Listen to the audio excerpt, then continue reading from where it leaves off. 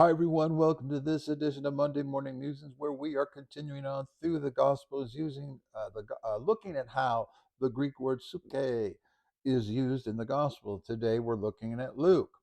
In Luke, it is used 14 times, and a little less than half of those times is translated as soul. But there's a couple of key passages where it is translated as life, because they understood that soul equals the entire being.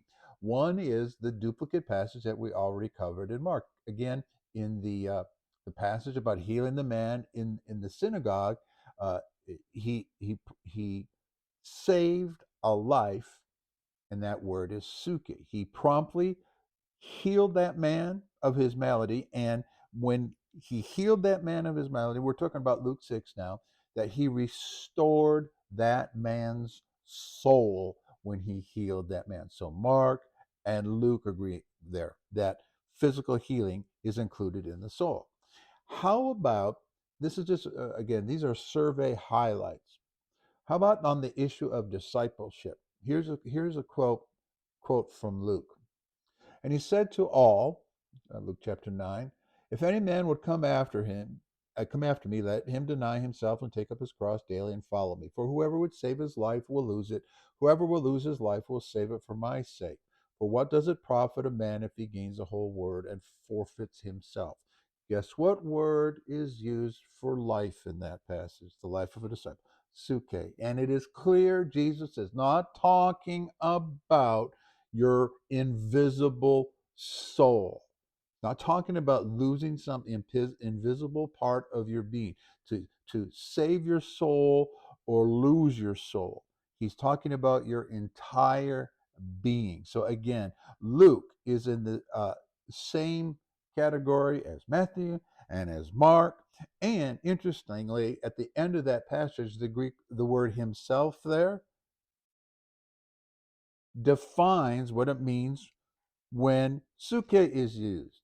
What good is it when you gain the whole world and forfeits himself, your whole being? So again, we see Luke, consistent with Matthew, consistent with Mark. It is not referring to the invisible part of your being that goes to heaven when you die.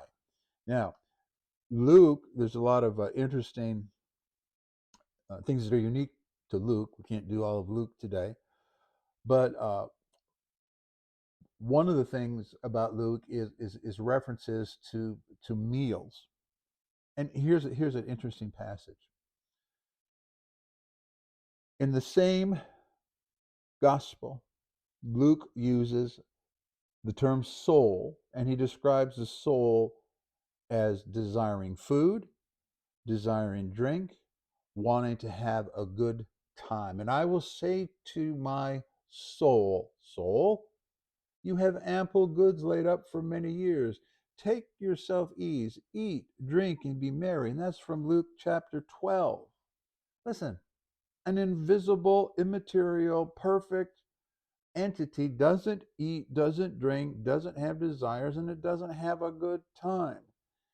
So here we have in Luke an example that Luke did not use the Platonic concept of the soul.